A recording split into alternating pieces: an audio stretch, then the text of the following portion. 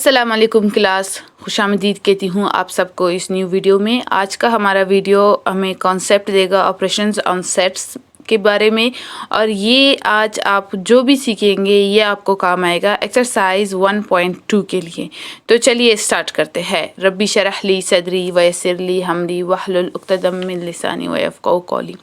सबसे पहले हम सीखेंगे डेफिनिशंस किन चीज़ों की? Union, intersection and difference of two sets. Union क्या होता है, इंटरसेक्शन क्या होता है और डिफरेंस ऑफ टू सेट्स क्या होता है, वो हम सीखेंगे। यूनियन ऑफ टू सेट्स एक ऐसा सेट होता है जिसमें ए और बी के तमाम एलिमेंट्स मौजूद होते हैं। ठीक है, ये एक कॉम्बिनेशन है ए और बी के एलिमेंट्स का। इसको हम डिनोट यू से करते हैं, कैपिटल यू से। कुछ इस तरह से इसे डिनोट किया जाता है और इसे पढ़ा जाता है यूनियन। जब हम ये लिखते हैं तो हम इसे पढ़ते हैं ए यूनियन बी। ये एक ऐसा सेट होता है जो ए और बी के तमाम एलिमेंट से मिलके बनता है। यानी यूनियन सेट में सेट ए और सेट बी के तमाम एलिमेंट्स मौजूद होते हैं।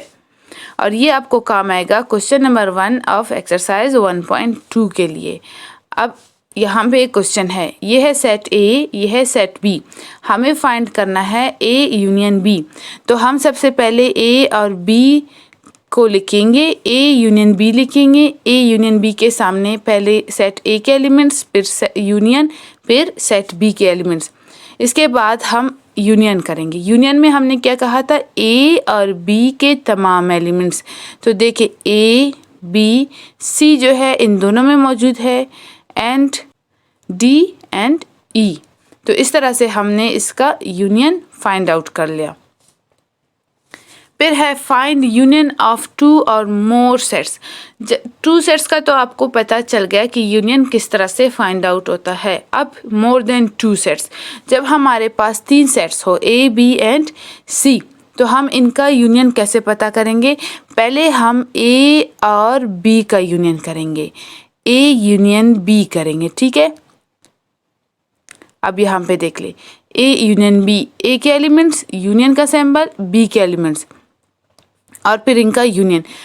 अब देखिए इसमें ए, बी, सी दोनों में मौजूद है, यहाँ पे भी है, तो एक दफ़ा सिर्फ लिखेंगे डी एंड ई। इस तरह से हमने क्या पता किया? Union of A and B. अब जो आंसर है उसका यूनियन करेंगे सी के साथ। देखिए ए यूनियन बी ब्रैकेट में लिखा है, फिर यूनियन सी, उसका यूनियन सी के साथ करेंगे तो मतलब इसका और इसका, इन दोनों के तमाम एलिमेंट्स को हम यूनियन सेट कहते हैं। तो ए, बी, सी, डी, ई, और अब देखो डी और ई यहाँ पे भी मौजूद है, यहाँ पे भी, लेकिन इनको सिर्फ एक दफ़ा लिखा जाएगा। उसके बाद एफ और फिर जी। इस तरह से हमने 3 सेट्स का यूनियन फाइंड आउट कर लिया। ये तरीकाकार 3 सेट्स के लिए है। फिर है हमारे पास definition of intersection of two sets. Intersection of two sets क्या होता है? इंटरसेक्शन ऑफ टू सेट्स एक ऐसा सेट होता है जो ए और बी में मौजूद जो एक जैसे एलिमेंट्स है उनका सेट होता है। यानी सेट ए में और सेट बी में एक जैसे एलिमेंट्स मौजूद होंगे, उनके सेट को हम इंटरसेक्शन सेट कहेंगे। इसको डिनोट एन से किया जाता है, कुछ इस तरह से इसको डिनोट किया जाता है और इसको पढ़ा जाता है ए इंटरसेक्शन बी। अब जैसे कि यहाँ पे लिखा है तो ए इंटरसेक्शन बी। अब ये जो इंटरसेक्शन वाला आपको कॉन्सेप्ट है ये काम आएगा क्वेश्चन नंबर 2 एक्सरसाइज 1.2 के लिए। Intersection of two sets A and B is a set which is the common elements of A and B. Common elements, एक जैसे जो एलिमेंट्स है उनका सेट जब हम बनाएंगे ए और बी के, उसे intersection of A and B कहा जाता है। अब यहाँ पे आपके लिए एग्जाम्पल है सेट ए, सेट बी। तो सेट ए, सेट बी का जब हम इंटरसेक्शन लेंगे तो इन दोनों में जो कॉमन एलिमेंट्स है, देख ले, कॉमन 4, 5 और जे, ये वो एलिमेंट्स है जो इन दोनों सेट्स में मौजूद है। तो इन एक जैसे जो एलिमेंट्स है उनका सेट हम बना लेंगे यहाँ पे जैसे कि बनाए हैं, और इसे कहा जाता है इंटरसेक्शन ऑफ टू सेट्स। इस तरह से टू सेट्स का इंटरसेक्शन किया जाता है। यूनियन में क्या होगा, यूनियन में तमाम एलिमेंट्स को लिखा जाएगा और जो एक जैसे एलिमेंट्स है उनको सिर्फ एक बार लिखा जाएगा, लेकिन इंटरसेक्शन में उन एलिमेंट्स को लिखा जाएगा जो एक जैसे है। जो एक जैसे एलिमेंट्स नहीं है उनको नहीं लिखा जाएगा। आपने इन दो सेट्स का यूनियन और इंटरसेक्शन बना के कमेंट में ज़रूर लिखना है। फिर है इंटरसेक्शन ऑफ टू और मोर देन टू सेट्स। अब हमने सीख लिया कि दो सेट्स का इंटरसेक्शन कैसा किया जाता है, लेकिन अगर हमारे पास तीन सेट्स हो ए, बी एंड सी, तो इनका इंटरसेक्शन कैसे किया जाएगा। इनके इंटरसेक्शन के लिए हम पहले ए इंटरसेक्शन बी करेंगे इन दोनों का, जो आंसर आएगा उसका हम इंटरसेक्शन मालूम करेंगे सी के साथ, जैसा कि यहाँ पे एग्जाम्पल है। सबसे पहले इन्होंने क्या किया है, ए इंटरसेक्शन बी, ए के एलिमेंट्स इंटरसेक्शन का साइन, बी के एलिमेंट्स। फिर इन दोनों में जो एक जैसे एलिमेंट्स है 5 है एंड 7 है, बाकी एलिमेंट्स चेंज है, तो सिर्फ उन्हीं का ही सेट बनेगा क्योंकि इंटरसेक्शन है। जब ये बना लिया, फिर जो आंसर हमारे पास आया है ए इंटरसेक्शन बी का, तो इसको हम क्या करेंगे, सी के साथ इंटरसेक्शन मालूम करेंगे।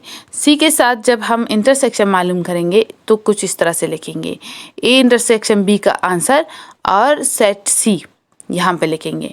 जब हमने ये लिख लिया, अब हम इसमें देखेंगे कि इन दोनों में एक जैसे एलिमेंट्स कौन से हैं। तो इन दोनों में सिर्फ 7 एक जैसे एलिमेंट है, तो हमारा आंसर क्या होगा 7।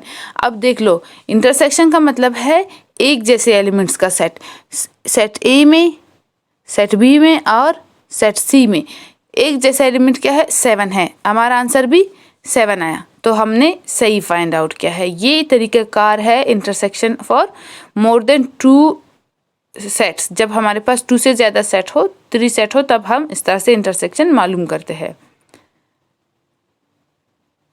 फिर है difference of two sets. Difference of two sets क्या होता है, difference of two sets A and B is a set of all the elements of set A which does not belong to B.